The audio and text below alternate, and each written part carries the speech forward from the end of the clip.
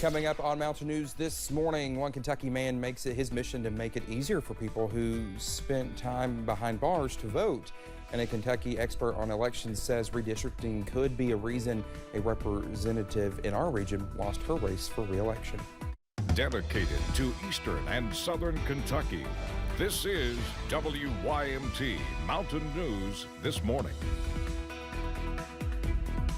Well, it's 5:33 on this Monday morning. I'm Dakota Makris. We certainly appreciate you waking up with us on this very cold Monday. And let's head over to Brandon for a look at that cold forecast. And Brandon, I'm blaming you for the cold weather, buddy. Listen, you had 70s all the way up to last week. What else do you expect? We don't blame, no, listen, we don't give you credit for the good weather. Oh, we only blame you for the bad. Not. Absolutely. We blame you for the bad weather. That's it.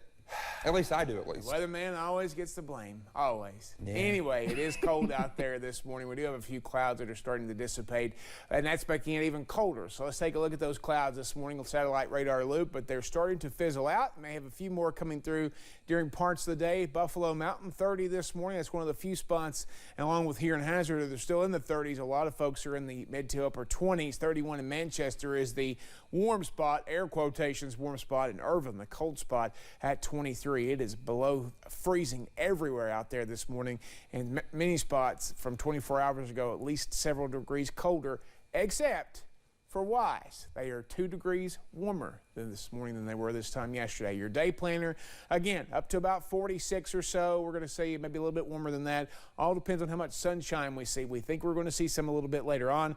We thought we were going to see some yesterday, too, and we did not. So we'll see how that plays out for us a little bit later today. Dakota? All right, Brendan, thank you. Well, one person is dead in a Bell County house fire. It happened Saturday in Middlesboro. Officials with the Bell County Coroner's Office confirmed the victim is a 10-year-old child, but did not tell us the child's name. We will, of course, keep working on this and keep you updated as we learn more. And we're learning new information on recovery efforts in Lexington after a vehicle went into the Kentucky River. Officials say the body of a missing person was found Saturday afternoon. The victim was identified as 17-year-old Macy Gracie Wyan. Officials say a car went off the road and into the river near Proud Mary's Barbecue just after 9:40 Friday night.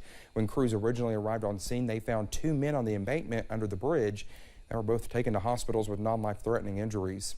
As we start into winter weather and we get these temperature drops, you know, it's very important that folks on the roadways take their time, slow down. You know, we got a lot of curvy roads here in Kentucky. Things can happen, and it's very important that you take your time, arrive safely. Kentucky State Police is now in charge of that investigation. Last night there was a candlelight vigil held in Lexington to remember and honor Macy Wyan. We'll have more on that in our 6:30 half hour. Charges have now been filed after a shot was fired shortly after a student got off of a school bus in Morgan County. The incident happened Thursday evening. Officials say a student was arrested and charged with theft of a firearm, possession of a handgun by a minor, and disorderly conduct. Morgan County Sheriff's officials say there is no evidence at this time that the firearm was shot in a direction that could have placed anyone in danger. And every election day, millions of people cast their votes to make their voices heard. Still, there are thousands who can't because they've been convicted. But Governor Andy Beshear changed that with an executive order restoring voting rights for nonviolent offenders once they have completed their sentences. One man who the governor pardoned, Savi Chavez, has been making it his mission to help people, making the voting process easier for those people. Like a person coming home, a person being able to find employment, sustainable housing, sustainable employment, and be able to come back to their families and their communities and actually be a part of that. Well, he's the president of an organization called All of Us or None, which aims to make the voting process easier and possible for those who have been convicted. Redistricting was a hot topic in the last Kentucky legislative session. Members of the Democratic Party opted that redistricting was unfair before a state judge struck that down.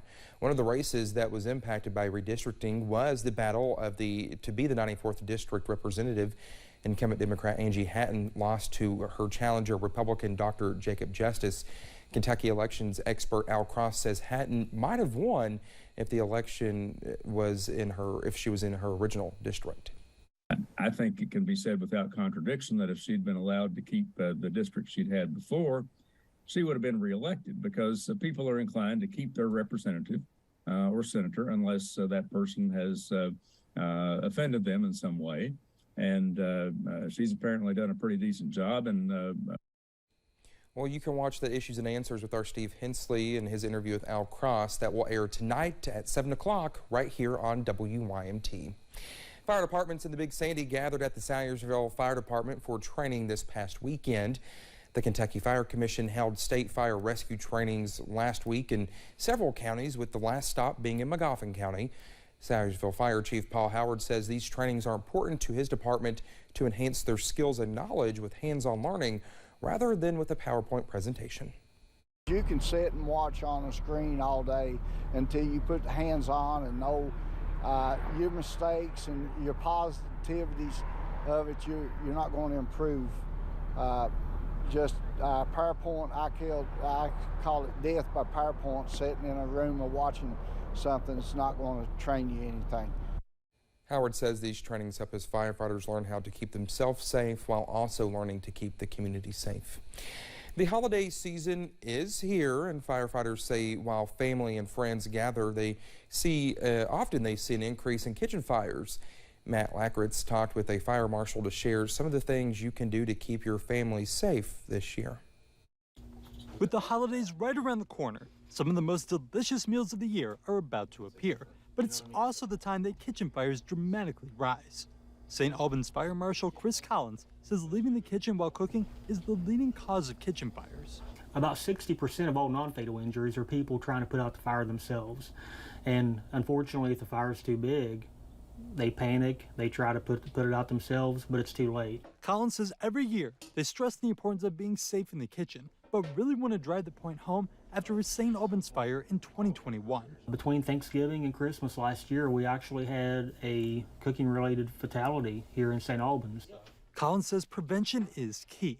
He recommends moving anything that can catch on fire away from the stove, keeping a fire extinguisher in or very close to the kitchen, and making sure there isn't anything you can bump into on the stove that would cause it to spill. The main thing is when you have kids in the kitchen, you have handles sticking out, they're more apt to be curious. They're going to reach up, hit it, and it's naturally going to come right back on the kid. A couple other reminders include having working smoke alarms in your home. And if you have a grease fire, you should never use water to put out a grease fire. Instead, Collins says put a lid on it or use. That was Matt Lackritz reporting. Even though we have received some rain and the temperatures have dropped here in eastern Kentucky, Mount Vernon Fire Department officials are reminding people we are still in wildfire season. All outdoor burning between 6 a.m. and 6 p.m. is still prohibited until December 15th. Burning is allowed after 6 p.m. only, and even then you must not be within 150 feet of woodland or brushland and must take all precautions to make sure your fire doesn't spread. Officials say you can face criminal charges and or fines. Bernie Cornett and Leo McMillan try to run about 45 Ks a year. Wow, 40, okay. Well, this past weekend they invited the whole community out to come run for their birthdays. But what's really impressive is the pair are 85 and 86 years old. They say the people, the friendships, and the charities are what keep their feet moving. The race will benefit Special Olympics Kentucky and the Hyman Settlement School in eastern Kentucky.